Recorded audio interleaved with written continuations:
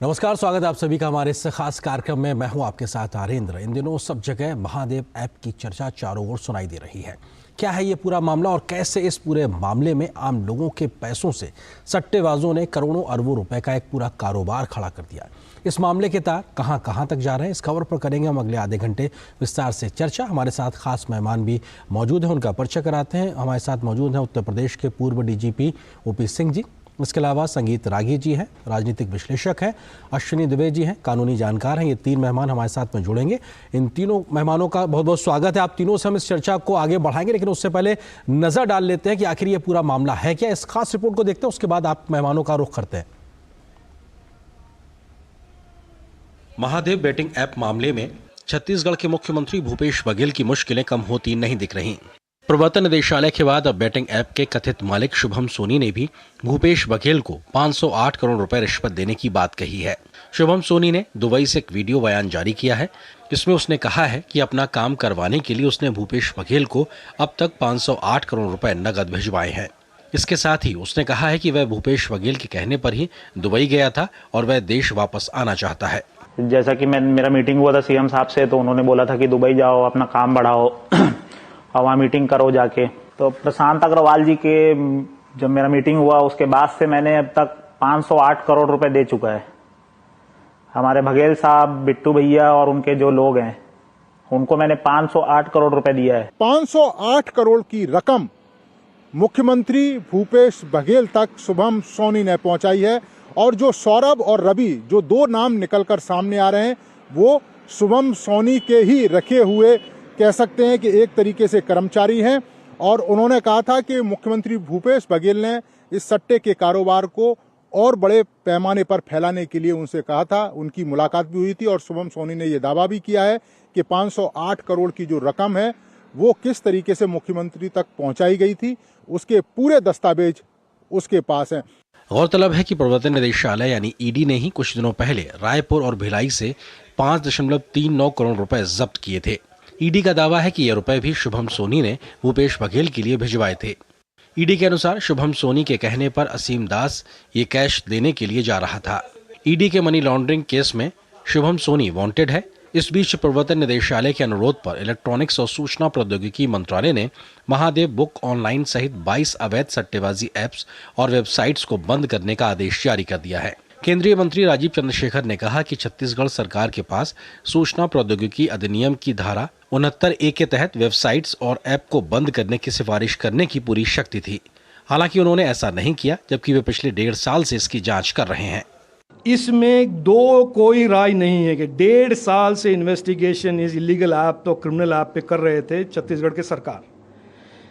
इसमें दो कोई राय नहीं है कि 1.5 साल में उन्होंने कोई भी नोटिफिकेशन सेंट्रल गवर्नमेंट को दिया नहीं है। जो उनके पास पावर थे और हम ब्लॉक कर सकते थे अगर उन्होंने लिखा होता। ये भी इसमें दो राय नहीं है कि उनको पैसा मिला है इस ऐप से।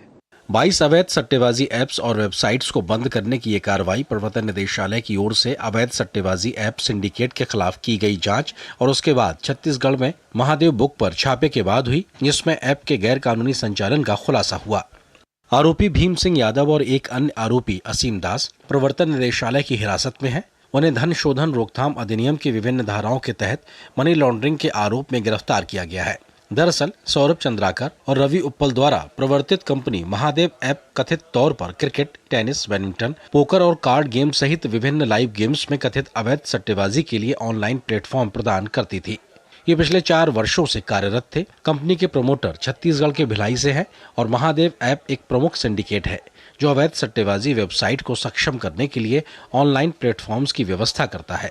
अब एक नई जानकारी भी आई है कि प्रतिबंध के बाद भी महादेव सट्टा ऐप संचालन हो रहा है, क्योंकि जो महादेव सट्टा ऐप को चलाने वाले लोग हैं उन्होंने उसका डोनेम है वो चेंज कर दिया है और बाकी सारी की सारी जो चीज़ें हैं वो पहले से ही मौजूद हैं। यानी कि अब जांच एजेंसियों को इस दिशा में भी काम करना होगा कि अगर महादेव सट्टा ऐप चालू है तो इसके पीछे कौन लोग हैं और कौन लोग इसे राजनीतिक संरक्षण दे रहे हैं। जानकार मानते हैं कि इस मामले के तार छत्तीसगढ़ के मुख्यमंत्री भूपेश बघेल से जुड़ने के बाद इसकी जांच होनी चाहिए। जो सौरभ चंद्राकर और उनके गैंग के कई लोग पकड़े गए थे, तब मुख्यमंत्री का सीधा नाम नहीं आ रहा था, उनके आसपास के कुछ राजनीतिक सहयोगी और दुर्ग और रायपुर पुलिस के कुछ आला अधिकारी, कुछ निचले स्तर के अधिकारी और कुछ छुटभइयों के नाम इसमें थे। पर एक सरगना ने स्वयं अपना वीडियो पोस्ट करके जांच एजेंसी को भेजा है, जो क्लेम कर रहा है कि ये ऑनलाइन बैटिंग ऐप उसका है, वो उसको ओन करता है, उसने इनकॉर्पोरेट किया है इसको और वही चलाता है, और उसने स्वयं मुख्यमंत्री और उनके बेटे से मुलाकात की है। तो ये जांच का विषय है। ईडी की जांच में खुलासा हुआ है कि महादेव ऐप का संचालन संयुक्त अरब अमीरात स्थित प्रधान कार्यालय से किया जाता था। उन्होंने बताया कि वे अपने जानकारों को फ्रेंचाइजी के जरिए खोली गई शाखाओं को कारोबार का अधिकार 70-30 के लाभ अनुपात पर देते थे। सट्टा से हुई कमाई की राशि दूसरे देशों में मौजूद खातों में भेजने के लिए बड़े पैमाने पर हवाला का इस्तेमाल किया जाता था। महत्वपूर्ण चीज़ जो ये सामने आई है कि जो उसके मेन परपेट्रेटर्स हैं सौरभ चंद्राकर और रवि उपल, ये दुबई बेस्ड हैं। इन लोगों का वो ब्रेन चाइल्ड है। इन्होंने उसको प्रारंभ किया और प्रारंभ करके उसको फैलाया और वो लगभग पूरे देश में फैला हुआ है। और उनकी बड़ी स्कीम जो थी वो बड़ी सिंपल सी थी। उन्होंने सॉफ्टवेयर डेवलप करवाया था और सॉफ्टवेयर डेवलप करा करके उसके आईडीज़ वो सट्टा खिलाने वालों को बांटते थे और आईडीज़ जिनको बांटा जाता था उनसे 70-30 का रेशियो था प्रॉफिट शेयरिंग का। 70% वो लोग रखेंगे दुबई बेस्ड और 30% जो आईडी ऑपरेटर्स हैं वो लोग रखेंगे सट्टा खिला करके। छत्तीसगढ़ के आम लोग भी मानते हैं कि इसमें भोले भाले लोगों की मेहनत की गाड़ी कमाई बर्बाद हुई और इसे सरकार द्वारा रोका जाना चाहिए था। महादेव सट्टा तो ऐसा है बड़े भैया कि वहाँ पे भी लोग भारी परेशान हैं, कई लोगों के घर बर्बाद हो गए हैं।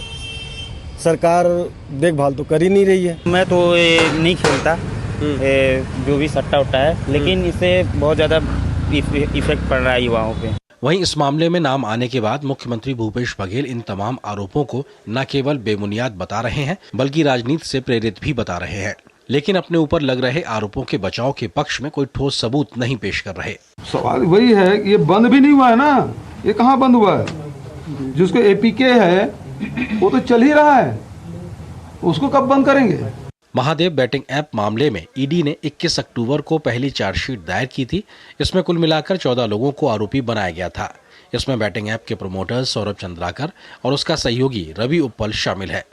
ईडी ने रायपुर की पीएमएलए कोर्ट को बताया था कि उसने 41 करोड़ रुपए की संपत्ति अटैच की है।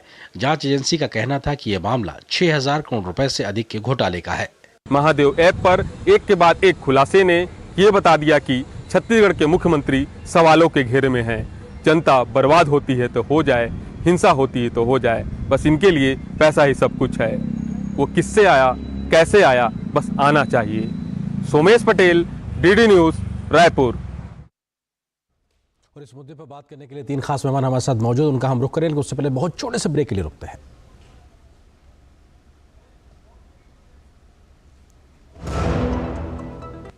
अलग हैं हम, ये रफ्तार नई है, ये रफ्तार सही है, ये जज्बा नया है, खुद ब खुद नया है। आयशर प्राइमर G3, जज्बा नया, जीत नई। तो महादेव ऐप के माध्यम से कैसे करोड़ों अरबों रुपए के सट्टे का कारोबार होता था, कैसे इसको संरक्षण मिलता था, इस बात 3 खास मेहमान हमारे साथ मौजूद हैं। उत्तर प्रदेश के पूर्व डीजीपी ओपी सिंह जी, इसके अलावा प्रोफेसर संगीत रागी, राजनीति विश्लेषक हैं, कानूनी जानकार अश्विनी दुबे जी हमारे साथ मौजूद हैं। ओपी सिंह जी, पहला सवाल आपसे ही कि आखिर किस प्रकार से इतना बड़ा एक जाल बन जाता है एजेंसियों को और कई प्रकार की जो काम करने वाले कानूनी जो एजेंसीज हैं उनको पता भी नहीं लगता और करोड़ों अरबों का ये पूरा एक मामला सामने आता है। किस तरीके से ये चीज़ें ऑपरेट होती हैं? देखिए, सबसे पहले तो मैं ये कह दूं कि पूरे वर्ष का ये सबसे बड़ा स्कैम माना जाएगा, क्योंकि इस स्कैम में जो बताया जा रहा है लगभग 5000 से 6000 करोड़ रुपए तक का स्कैम है।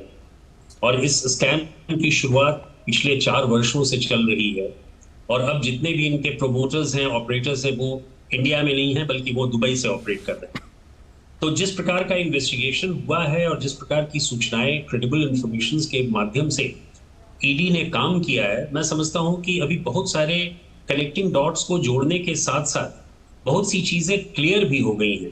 ये क्लियर हो गया है कि इस प्रकार का ऑनलाइन बेटिंग जो वेबसाइट है और जो इस प्रकार का ऐप है महादेव के नाम से, वो एक अम्ब्रेला सिंडिकेट के रूप में काम कर रहा है और इलीगल बेटिंग वेबसाइट्स के साथ साथ ये पूरे एक प्लेटफॉर्म, ऐसा बड़ा प्लेटफॉर्म है जिसमें न केवल गेमिंग के लिए बल्कि स्पोर्ट्स या एंटरटेनमेंट कई तरह के माध्यम है जिनका ये मीटिंग कर रहा था। और सबसे बड़ी चीज है कि इन्होंने बहुत ही मैनेजरियल स्टाइल से इन्होंने अपने ऑपरेशंस को अंजाम दिया है। अगर आप पूरी तरह देखें जी तो इनके सेंट्रल ऑफिस से ये ऑपरेट हो रहा है। इनके कई ब्रांचेस हैं, फ्रेंचाइजी की तरह ये ब्रांचेस दे रहे हैं। 70-30 का रेशियो है जो प्रॉफिट की तरह दिया जा रहा है। और हर एक टीम में, हर एक ब्रांच के टीम में 7 लोगों की टीम रहती है। और इन्होंने अब तक लगभग 3000 से ज्यादा बैंक अकाउंट्स को के जरिए ऑपरेट किया है, जो ईडी ने उसका खुलासा किया है। और ईडी ने अभी तक 1000 से अधिक बैंक्स को आइडेंटिफाई कर लिया है और लगभग 1500 करोड़ के रुपए को फ्रीज किया है और 491 करोड़ जब्त किया है, नगद जब्त किया है। 191 लैपटॉप्स और 800 से अधिक मोबाइल फोन्स, इन सबों का सीजर जो है इस बात की ओर इंगित करता है कि ये बहुत ही बड़ा सिंडिकेट के रूप में काम कर रहा है। और मनी लॉन्ड्रिंग के साथ साथ इनका जो जरिया है वो इस प्रकार है, फैला हुआ है कई राज्यों में, कई डिस्ट्रिक्ट्स में, कि मैं समझता हूं कि ये बहुत बड़ा स्कैम है इस मामले में। बिल्कुल एक बहुत बड़ा स्कैम, क्योंकि वो साफ तौर से अभी तक जो तथ्य सार्वजनिक जीवन में आए वो साफ तौर से दिखाते हैं। प्रोफेसर संगीत रागी जी, आपको लगता है कि किस प्रकार से राजनीतिक संरक्षण इन प्रकार के काम करने वाले जालसाजों को मिलता है, उसके बाद ये धंधा पनपता है, क्योंकि उसके बिना ये संभव नहीं है। और महादेव ऐप के इस पूरे गेमिंग ऐप के मामले में भी ये कड़ियां सीधे तौर पर जुड़ती दिखाई पड़ रही हैं। देखिए, ऐसी चीजें जो है बिना राजनीतिक संरक्षण के हो ही नहीं सकती है। अभी कई 2 दिन 3 दिन से जब इस पर बातचीत चल रही थी तो बार बार एक सवाल उठाया जा रहा है, वो है टाइमिंग को लेकर के, कि भाई ये टाइमिंग इसी समय क्यों। तो ये एक काउंटर सवाल किया जा सकता है कि यदि भारतीय जनता पार्टी को वाकई इसका राजनीतिक ही फायदा उठाना होता तो अभी ही क्यों, आज से 2 महीना पहले करती, ताकि एक भूपेश बघेल के खिलाफ एक बहुत बड़ा और माहौल बड़े तरीके से बड़े पैमाने पर खड़ा किया जा सकता था। इस बात को लेकर के गांव तक छत्तीसगढ़ में जाया जा सकता था, भारतीय जनता पार्टी जा सकती थी और तब जो है वो उनके लिए इसकी राजनीतिक कीमत बहुत ज्यादा चुकानी पड़ती। मुद्दा बहुत साफ है जी, और साफ ये है कि महादेव ऐप एक ऐसा मामला था सट्टेबाजी का जो दुबई से चलाया जा रहा था। जिस व्यक्ति ने चलाया वो साफ आज टेलीविजन पर आकर के वीडियो जारी करके कहता है कि पैसा जाता था, उसने बिचौलियों का नाम भी लिया है और कहा कि भाई ये 70-30 के रेशियो के अंदर में जो है वो पैसा जाता था। और राजनीतिक पार्टियों के एक नेता जो है वो भूपेश बघेल जी का वो नाम लेकर के कह रहा है। और ये मामला उसी समय आया जब आदमी पकड़ा जाता है। देखिए, ऐसी जो भी चीज, वो ऐसे जो भी गलत तरीके से अर्न किया हुआ पैसा होता है वो सामान्यतः जब आप इलेक्शन के समय देखेंगे कि तो ऐसे अवैध पैसे जो है वो आपको मार्केट में सर्कुलेशन में जाते हैं। और ये वही वक्त होता है जब एजेंसियां लगी होती हैं कि उनको पकड़ा जाए। यही कारण है कि असीम दास जो है वो पकड़े जाते हैं। असीम दास के द्वारा जो है वो जब बातें बताई जाती है तो उसका फोरेंसिक वेरिफिकेशन होता है। ईमेल एक्सचेंज जो हुआ है वो ईडी को पता लगता है कि ईमेल का एक्सचेंज हो रहा है और तब जाकर के ईडी जो है इस निष्कर्ष पर पहुंचती है कि वाकई, तब वो स्टेटमेंट जारी करती है कि वाकई इस प्रकार का चीज है और इसमें फर्दर इन्वेस्टिगेशन की जरूरत है। इसीलिए कोई सिर्फ इस बात पर कि एक राजनीतिक मुख्यमंत्री का नाम लिया जा रहा है उस मामले को आप खारिज कर दें तो यह ठीक बात नहीं है। आखिर हमने देखा है कि इस प्रकार के घपले में आप देखे हैं कि बिहार के मुख्यमंत्री लालू प्रसाद यादव की क्या स्थिति थी।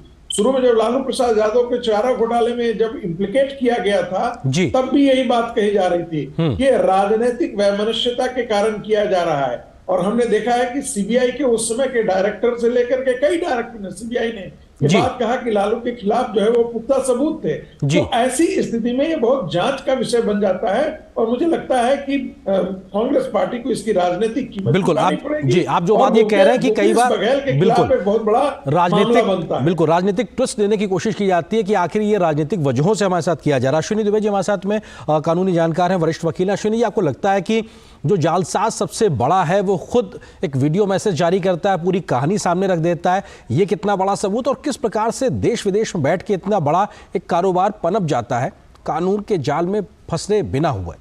बिल्कुल, देखिए जो किंगपिन है, किंगपिन खुद एक वीडियो के माध्यम से अपना जो एलिगेशन जो उसके ऊपर यानी जो पूरा का पूरा सिंडिकेट है, वो सिंडिकेट और उस किंगपिन के साथ और कितने एलिज्ड एक्यूज काम कर रहे हैं उन सब के बारे में वो बताता है। नहीं, एक जूस बेचने वाला व्यक्ति कैसे हजारों करोड़ रुपयों का कारोबार करता है, छत्तीसगढ़ को अपना स्टेट प्राइम स्टेट उस काले कारोबार को फैलाने के लिए चुनता है, और वहां की जो सरकार है वो सरकार एक्शन नहीं लेती है, तो प्रश्न खड़ा होगा कि ये जो मनी लॉन्ड्रिंग के लिए आप इस्तेमाल कर रहे हैं ऐसे एप्स का, और आप किंगपिन से आपके तार जुड़े हुए, इन्वेस्टिगेशन मस्ट है पहला।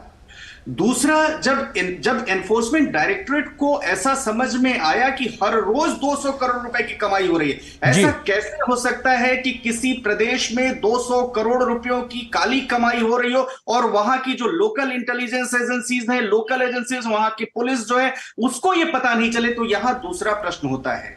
तीसरा प्रश्न, जो लीगैलिटी और लीगैलिटी की बात करो तो ग्रे एरिया है। देखिए, पब्लिक गैम्बलिंग एक्ट की बात करें 86 के अनुसार, और अभी करें कि क्या ये जो ऑनलाइन गेमिंग है इसको बैन किया कि नहीं किया छत्तीसगढ़, वो एक ग्रे एरिया, उस पर नहीं जाते। सवाल यहां यह होता है कि जो मनी ट्रेल है, जो इलीगल तरीके से बनाया गया पैसा है, और जिसको जांच करने के लिए देश की एक प्रीमियर एजेंसी एफआईआर करके बकायदा किंगपिन के वीडियो फुटेज, वीडियो स्टेटमेंट के आधार पर कब कैसे कहां पैसे की जिसकी जांच हो रही है, तो ये पॉलिटिकल मुद्दा नहीं है, ये सीधा सीधा आपराधिक मुद्दा है। और इस आपराधिक मुद्दे में जो भी इन्वॉल्व है वो कितना भी बड़ा हो, उसको आप पॉलिटिकल कलर देने की बात कह सकते हैं, लेकिन मैं एक कानून का स्टूडेंट होने के नाते, विद्यार्थी होने के नाते ये जरूर बताऊंगा कि इसकी जांच होनी चाहिए, और 400 करोड़ रुपए से ज्यादा की संपत्ति की कुर्की बिल्कुल ये चीजें बिल्कुल ये जांच बहुत जरूरी है, और राजनीतिक रंग देने से बचने की जरूरत है। आप तीनों से ये बातचीत जारी रहेंगे, फिलहाल एक छोटे से ब्रेक के लिए रुकते हैं।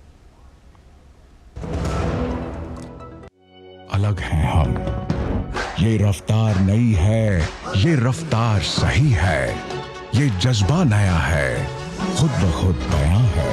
आयशर प्राइमर G3, जज्बा नया, जीत नई। तो कैसे महादेव ऐप के माध्यम से करोड़ों अरबों का एक कारोबार खड़ा किया गया। तीन खास मेहमान लगातार हमारे साथ बने हुए हैं। ओपी सिंह जी, आपको लगता है कि ये एक राज्य के स्तर पर भी इंटेलिजेंस से लेकर तमाम कानूनी एजेंसियों का भी फेल्योर है कि आखिर आम जनता की गाड़ी कमाई का पैसा जा रहा है, लोग बर्बाद हो रहे हैं, और सट्टेबाजी के माध्यम से किस प्रकार से 2 नंबर का धंधा फलता फूलता है, ये भी अपने आप में कई सवाल खड़े करता है। देखिए, बिल्कुल सही है, और मैं प्रोफेसर रागी और अश्वनी दुबे जी दोनों से सहमत हूं कि यदि आप इसमें पॉलिटिकल एंगल लगाएंगे तो इसकी जितनी भी ग्रेविटी है, जितना भी इसका जो सीरियसनेस है, वो डाइल्यूट हो जाएगा। हमें इसे प्योरली एक क्रिमिनल एक्टिविटी की तरह देखना है, और उस क्रिमिनल एक्टिविटी में जैसे जैसे इन्वेस्टिगेशंस अनफोल्ड होंगे, जैसे जैसे हमें एविडेंसेस मिलेंगे, बहुत सारे डॉट्स कनेक्ट होंगे, तो अपने आप इसमें बहुत सारा मामला खुल जाएगा। और ये बात सही है कि इतने हजार करोड़ों का जो स्कैम है, और जिसमें कि इन्वॉल्वमेंट डिफरेंट स्टेक होल्डर्स का होगा, आई एम श्योर कि बैंक ऑफिशियल्स उसमें इन्वॉल्व होंगे, पुलिस के 2 कांस्टेबल्स उसमें पकड़े गए हैं, हो सकता है उनका कोई वो नहीं हो, लेकिन एक ग्राउंड लेवल पे उनकी लाइजनिंग होती होगी, और वो लाइजनिंग जो है बहुत अच्छे स्तर से होती होगी, क्योंकि वो स्टेट सिंबल है, स्टेट के अथॉरिटी के सिंबल हैं। और उसके अलावा जिस प्रकार से फार्मर्स को, स्मॉल लेबरर्स को, उन सबों को यूज किया जा रहा है, उनके धन को यूज किया जा रहा है, उनके बैंक अकाउंट्स को यूज किया जा रहा है, और उन्हें 500 से 1000 या 10,000 रुपए दिए जा रहे हैं, उनको इनलिस्ट किया जा रहा है, ये सारी चीजें इस बात को इंगित करती हैं कि बहुत ही अच्छे ढंग से रैकेट चल रहा है। और ये बात सही है कि स्टेट पुलिस को और स्टेट गवर्नमेंट को चाहिए था कि इसको किसी भी क्यों ये बिल्कुल इंटेलिजेंस फेलियर है कि इस प्रकार की सट्टेबाजी ऑनलाइन गेमिंग के ऐप के द्वारा हो रही है, और स्टेट गवर्नमेंट को पता भी नहीं है, इस तरह का भी पता नहीं है कि उनके ऑफिसर्स, उनके एम्प्लॉइज मिले हुए हैं। तो मैं समझता हूं कि ये बहुत बड़ी बात है, और स्टेट गवर्नमेंट की फेलियर के साथ ही साथ, और ये गवर्नमेंट ऑफ इंडिया का ये कहना कि उन्हें कम से कम रिकमेंड करना चाहिए था इस प्रकार के बैन के लिए या ब्लॉकिंग के लिए, ये अपने आप में महत्वपूर्ण है कि IT एक्ट के द्वारा स्टेट गवर्नमेंट को चाहिए था कि कोई ना कोई कदम उठाते। कम से कम रिकमेंड करते, ये उनको कभी कोई रोक नहीं सकता है। लेकिन इन सब चीजों के फेलियर इस बात को इंगित करती है कि स्टेट गवर्नमेंट का रोल, जो एक भूमिका होती है, वो अच्छी भूमिका नहीं रही है, सक्रिय भूमिका नहीं रही है। और यही कारण है कि पिछले 4 वर्षों से और खासकर 1.5 वर्षों के पूर्व ये इस प्रकार का सघन संचालन होता है। जी प्रोफेसर रागी, आपको लगता है कि जब इस प्रकार का कोई मामला आता है, कोई बड़ा नाम फंसता है, तो राजनीतिक तौर पे उसको रंग देने की कोशिश होती है, और हम लगातार देखते हैं इस प्रकार के मामलों में फिर एक भ्रम की स्थिति भी होती है। क्या ये राजनीतिक वजहों से है या सच में एक कानूनी आपराधिक मामला है जिस पे कार्रवाई जल्दी होने की जरूरत है? क्योंकि ये स्थिति तो दिखाई पड़ती है फिर प्रोफेसर रागी। देखिए ऐसा इसलिए होता है कि आपने देखा होगा कि पहले जितने भी इस प्रकार के आपराधिक घोटाले होते थे, राजनीतिक सत्ता बदल जाती थी, लेकिन फिर भी वो करीब न करीब सत्ता के शीर्ष स्तर पर कहीं न कहीं पॉलिटिकल पार्टीज के बीच में एक प्रकार की अंडरस्टैंडिंग थी कि हम आपको बचाएंगे, आप हमको बचाएंगे, बेशक हम राजनीतिक तुतुबाजी कर लेंगे, लेकिन यदि सत्ता बदल भी जाती है तो भी आप हमें संरक्षण देंगे। और नतीजा यही है कि आपने देखा होगा कि बड़े बड़े जब लोग ऐसे फंसते थे तो 2 प्रकार की बातें की जाती। एक तो आप कहा जाता था कि ये सियासी मामला है और जानबूझ करके राजनीतिक वैमनस्य के कारण इस प्रकार की बातें की जाती है। दूसरा, कहीं ना कहीं जिसे अंडरस्टैंडिंग के बारे में मैंने बात किया, पहली बार ऐसा हो रहा है कि नरेंद्र मोदी की सरकार के आने के पश्चात जो भी इस प्रकार के आपराधिक मामले हैं उनके खिलाफ एक कार्रवाई हो रही है। मैं जिक्र नहीं करना चाहता हूं, नाम नहीं जिक्र करना चाहता हूं, लेकिन यह भी सवाल कई बार कांग्रेस पार्टी की तरफ से आते रहा है कि भाई बीजेपी से संपर्क में रहने वाले या बीजेपी के नजदीक वाले व्यवसायियों के खिलाफ क्यों नहीं इस प्रकार के छापे पड़ते हैं। तो मैं उनको बताना चाहता हूं कि ऐसा नहीं है। हम जानते हैं, मैं उनका जिक्र नहीं करना चाहता हूं, लेकिन नोएडा के ही एक बहुत बड़े व्यापारी और एक बहुत बड़े बिजनेसमैन के यहाँ हाल ही में इनकम टैक्स के छापे पड़े हैं। वो तो भारतीय जनता पार्टी के बड़े करीबी थे, लेकिन इसके बावजूद भी छापे पड़े। तो ये बातें बहुत बेमानी है। यदि आप अपराध करते हैं, यदि इस प्रकार की चीजें, कोई कह सकता था कि भाई ठीक है, मुझे लगता है कि कांग्रेस पार्टी और भूपेश बघेल अपनी ही चीजों में फंसते जा रहे हैं। जब आप अपराध करते हैं तो आप जो ताना बाना बुनते हैं उसके अंदर आप स्वयं फंसते हैं। जब ये मामला प्रकाश में आया और प्रधानमंत्री ने इसका जिक्र किया छत्तीसगढ़ की चुनावी रैली में, तो कांग्रेस पार्टी ने कहा कि आपने इसे बैन क्यों नहीं कर दिया। भारतीय जनता पार्टी की सरकार ने बैन कर दिया, अगले दिन इसको बैन कर दिया। लेकिन इससे एक बात और निकल के आई, उन्होंने भी एक नैरेटिव बनाने की कोशिश की थी कि देखिए ये भारत सरकार की जानकारी में भी तो था, लेकिन ये नहीं बताई कांग्रेस पार्टी के कि ये तो मेरी भी जानकारी में था और इसके बेनिफिशियरी हम थे। आखिर भूपेश बघेल का ही नाम क्यों आया, बाकी और लोगों का क्यों नहीं नाम आया। मुझे लगता है कि कांग्रेस पार्टी जो है वो देख रही है कि इसका बहुत बड़ा हमें राजनीतिक नुकसान होने वाला है, इसलिए इसे सियासी रंग देना चाहते हैं।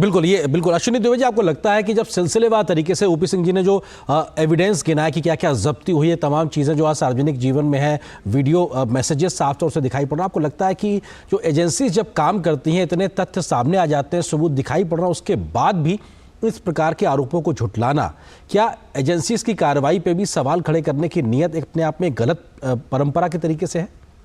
निश्चित तौर पर एजेंसीज का फेलियर है और आदरणीय ओपी सिंह जी के इस बात से हम सहमत है। दूसरा, लॉ की बात हो रही, संगीत भाई ने बिल्कुल सही बात की। देखिए, जो गेम ऑफ कौशल माने कौशल के खेल के तहत जिसको हम कहते हैं, जो ग्रे एरिया है, ये स्टेट का सब्जेक्ट है। स्टेट विधायिका को भारत के संविधान की 7th शेड्यूल की एंट्री 34 के तहत जो सट्टेबाजी जुए से संबंधित कानून बनाने की विशेष शक्ति दी गई है। Why will you wait for a central government to make a legislation? That too when the legislation, भाई अब 2021 में ऑलरेडी पार्लियामेंट में एक बिल आया जो इंफॉर्मेशन टेक्नोलॉजी एक्ट में चेंज करने की बात। हम उसके पहले एक बड़ी बात कहें कि अगस्त 2023 में तो कोई model code of conduct implemented नहीं था छत्तीसगढ़ के अंदर। अगस्त 2023 में जब ऑनरेबल चीफ मिनिस्टर के राजनीतिक सलाहकार के ठिकानों पर छापा आया और जिस समय ये आया कि यहां पर 417 करोड़ रुपए की नकदी के साथ डॉक्यूमेंट जब्त हो रहे हैं, पूरे देश के हर जिले में चल रहे हैं, तो ये कैसे हो सकता है? लोकल लेवल पर इंटेलिजेंस होता है, लोकल लेवल पर एलआईयू या वहां पर एसबी कह लीजिए, स्टेट जो ब्रांचेस हैं वो होती हैं, वो एनफोर्स करती हैं। यानी कहीं ना कहीं आपकी नजर में था, आपने इग्नोर किया। और 1 लाख 2 लाख 5 लाख की बात नहीं है, यहां यहां 200 करोड़ रुपए की रोज काली कमाई हो रही है। और अगर पूरे जिले में आपके सेंटर्स खुले हुए हैं ऐसे ऑनलाइन गेम्स के लिए, ऐसे बेटिंग एप्स के लिए, तो ऐसा नहीं हो सकता कि लोकल पुलिस को, लोकल कांस्टेबल को, लोकल इंटेलिजेंस को नहीं पता। ओपी सिंह जी बिल्कुल सही बात उन्होंने कही। देखिए, इसका इग्नोरेंस भी जो है ये भी बहुत बड़ी चीज है। और आप अगर एक जगह के चीफ मिनिस्टर, और जब आपके सलाहकार के ऊपर छापेमारी हो रही है अगस्त 2023 में, उसी समय आपको immediately you should have brought into, recommended it to the further investigation to the enforcement directorate. साहब देखिए, भारत के बाहर से इसकी चेन चल रही है, भारत के बाहर के लोग बैठे हुए हैं। जी बिल्कुल बिल्कुल। तो ये बहुत महत्वपूर्ण है, क्योंकि नियत पे भी सवाल उठते हैं, राज्य सरकार ने आखिर कार्रवाई क्यों नहीं की, और आम जनता की गाड़ी कमाई का पैसा जो इस जाल में फंस के उन्होंने गंवाया, उसका आखिर जिम्मेदार कौन है, इस पे भी सवाल उठते हैं। फिलहाल वक्त इतनी ही अनुमति दे रहा। आप तीनों मेहमानों का बहुत बहुत शुक्रिया हमारे साथ जुड़ने के लिए, इस विषय पर विस्तार से बात करने के लिए बहुत बहुत शुक्रिया आप तीनों का। तो इस खास कार्यक्रम में बस इतना ही, लेकिन डीडी न्यूज पे खबरों का सफर लगातार जारी है। नमस्कार।